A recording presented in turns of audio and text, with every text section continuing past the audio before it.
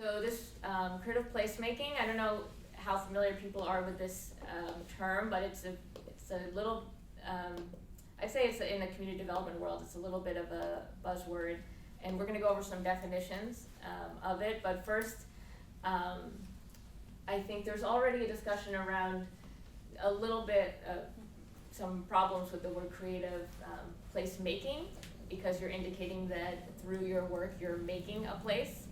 And of course the place already exists there, so there's some alternate wording would be creative placekeeping or creative place building, or you can think about what term works for you, but creative placemaking is kind of the accepted word in the Community Development Corporation. So we'll go through some definitions. I can read these. Community Development Corporation, CDCs, are nonprofit, community-based organizations focused on improving conditions in the neighborhood by and for people who live there. They are typically located in communities that have experienced significant disinvestment.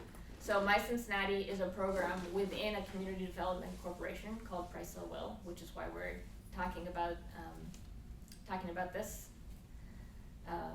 So some of the activities that community development corporations do would be affordable housing and real estate development, economic development, neighborhood planning projects, community engagement, and community organizing.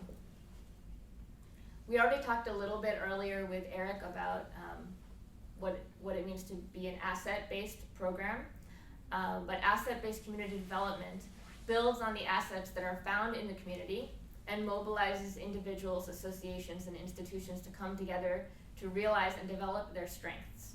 This makes it different from a deficit-based approach that focuses on identifying and servicing needs. And Eric talked about that when a student walks into a creative youth development program, they're not coming in as a problem that needs fixing, but as a young person who is an artist. And that extends, I think, that's within MYCincinnati, but certainly within all of the work that Price Hill Will does. So for instance, an example of that in community development might be like, oh, the neighborhood is so unsafe, so we're gonna directly just try to make it more safe, because rather than identifying that problem of safety, maybe there's another way to, for instance, have lots of programming in the firehouse, and that might make that block more safe. So instead you're focusing on an asset and kind of a roundabout way of addressing a neighborhood issue. One of the things that I want to show through this later part of the presentation is that MYCincinnati, being a program of Price Hill Will, has drastically changed the direction and the programming of the CDC as a whole. So one of their main programs before MYCincinnati was the Buy Improve Sell program. Cincinnati, unlike Boston, has a huge amount in Price Hill, especially, of abandoned housing, and there's a lot of population loss in the neighborhood in the early 2000s.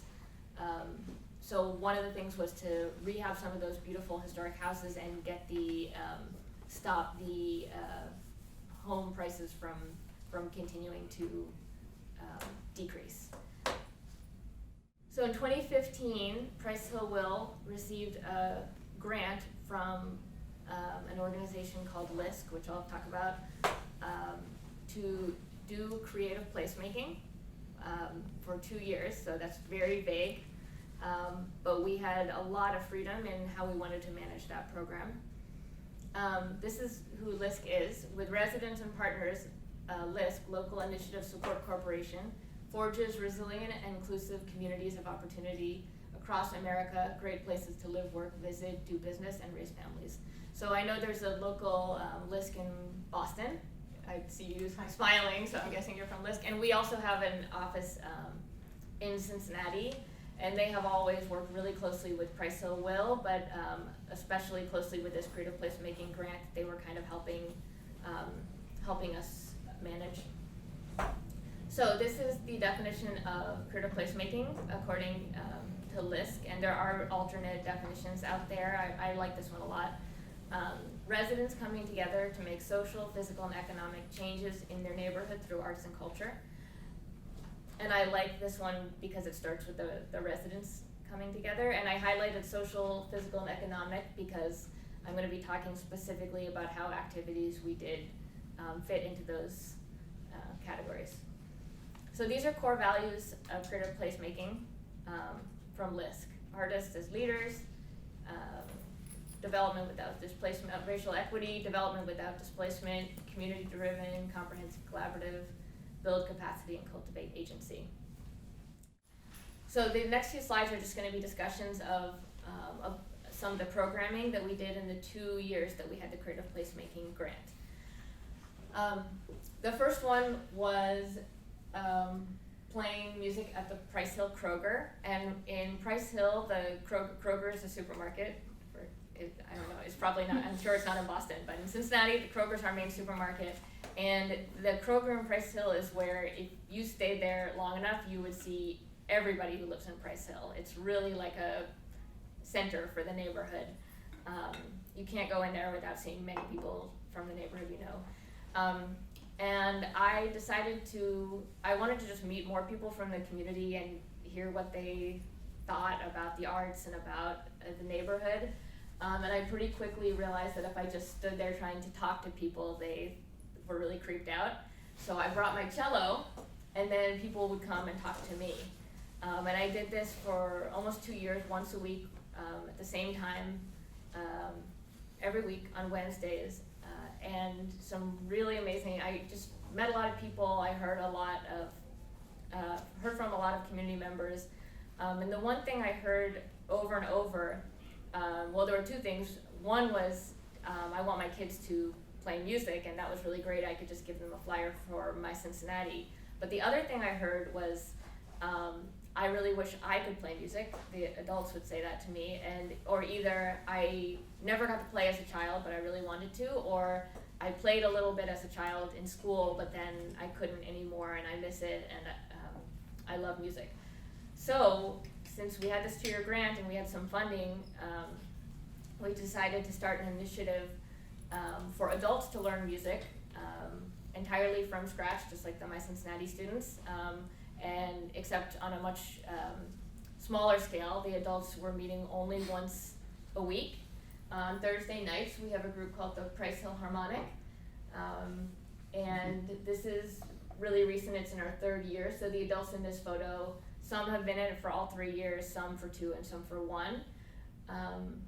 And we're continuing to, this program has been really important to us, and has had a lot of pretty amazing effects, I think, in connecting the MYCincinnati community with the broader community of people who didn't know about our program before, just kind of drawing in more people, and a lot of the members of the orchestra now volunteer in a variety of ways for Price Hill Will, for MYCincinnati, and they're going to be the main tenants in one of the big development, real estate development projects that I'm going to show you in the 3rd part.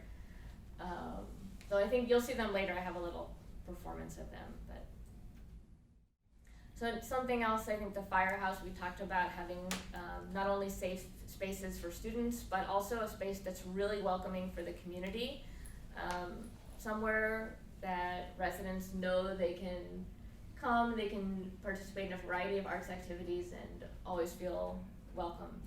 And we've worked really hard to cultivate that environment in the firehouse, not only through MYCincinnati, but through a variety of concerts and hands-on activities. Here's just a few more photos of some art up on the wall.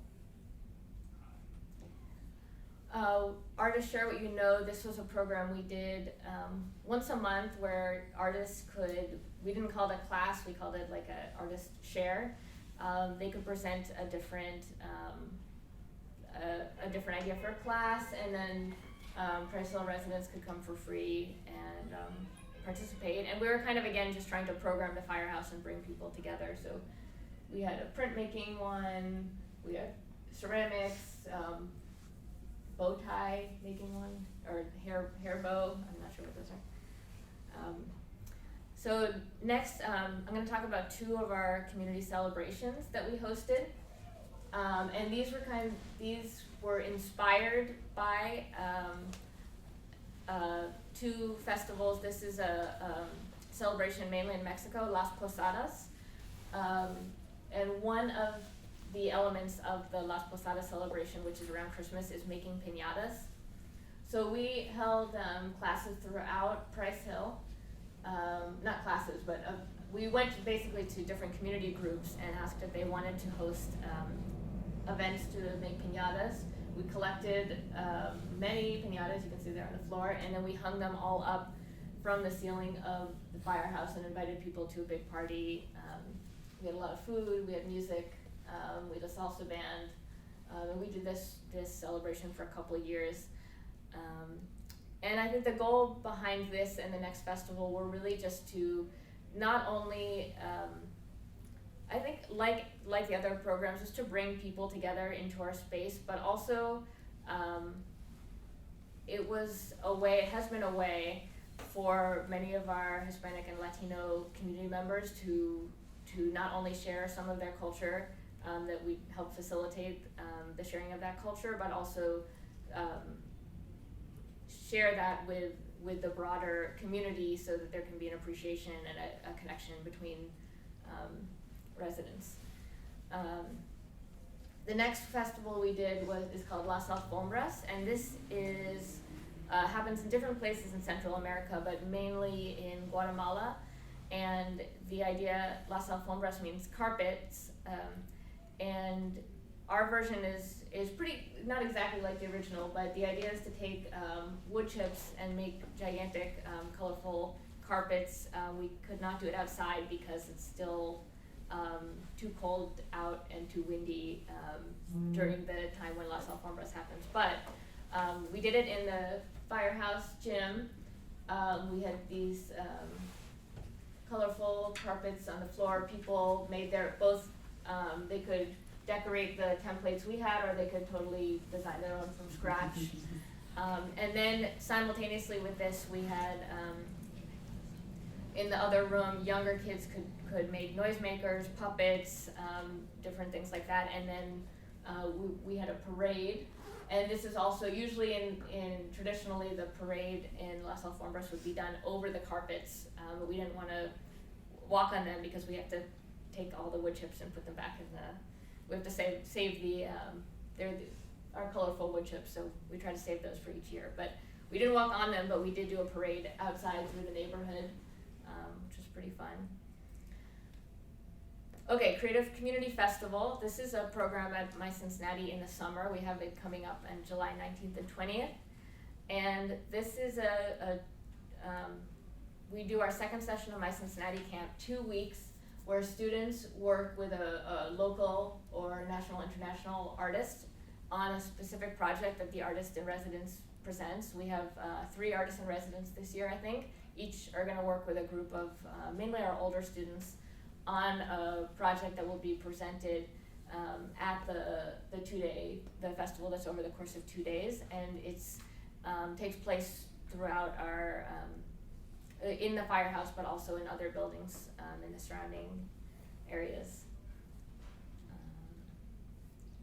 So this is the last slide before we go into the physical impact. I just put up some Facebook posts just to show. I think it's especially this one on this side. This was a cooking club that members of the Price Hill Harmonic started with each other. Nothing to do with Price Hill Will. We didn't organize anything, but they wanted to come together and share their cultures. So I think this is just an example of the social cohesion, the activities that we were doing, and how that kind of led into residents kind of doing things on their own and making new friends and just valuing the neighborhood and the community. Physical impact, we had a couple different projects that transforming the physical landscape of the community. Both of these projects we did with the organization Artworks that I mentioned previously. So they were hiring youth apprentices and they were working on projects within Price Hill. The first one is a mosaic wall. Here you can see the youth apprentices working on mosaics. And also we had a day where residents of Price Hill could come and work on actually putting pieces onto the mosaic that was going to be installed on the wall. And in this photo you can see this mosaic wall was started in the 1980s, and it was left unfinished until recently. So you can see on that side, here's one of our teaching artists, Carol, with some of our students. On the far side, that's one of the older mosaics, and then we have some of the newer mosaics over here. And I think the most special thing about this project, and also about the next, the mural project that I'm going to show next, is that residents directly had an impact on the imagery that was in the mosaics through a community engagement process that the artists and apprentices led, but also, like you saw in this photo here, there are pieces of the mosaics that were made specifically by residents. So the entire process was really collaborative. Same with the Building Cultural Understanding murals. The two artists who were leading this project, designing it, went around to many different community events and collected, they had like a one-page that you could fill out and ask different questions about cultural heritage and their community and different symbols. And they kind of took all the symbols and food, music, animals that came out of those, all the surveys they collected, and incorporated them into 5 murals that are along our business district, right near the firehouse. Percussion Park, this was just another project that came out of the Creative Placemaking grant. This was actually just a resident who wanted to apply for a grant to build a percussion park. So we worked with him to get the funding to do that, and Price Hill Will also worked with him on securing this space to build the park. I'm gonna jump ahead a little bit, but economic impact was the third area that LISC expressed interest in for this project. Youth apprentices, I already talked about that a little bit. And then the last slide before going into the third part of the presentation, this kind of goes back to MYCincinnati, the MYCincinnati discussion. This is where a map of where a lot of the MYCincinnati teaching artists live. So as you can see, pretty much all of us live within the community, really close to the firehouse, which is right up there. It says Warsaw Avenue Creative Campus. And I think that's a big part of the teaching artists. We feel like we're really a part of the MYCincinnati community. It's not, us teachers living outside the community and then going in and teaching music, but we're all there. We see the students and families at Kroger every time we shop and driving down the street. And I think that's really meaningful to not only to the teachers who are living there, but also the students and families, that we're all kind of we're all in it together, working in the community, and we really care about the neighborhood.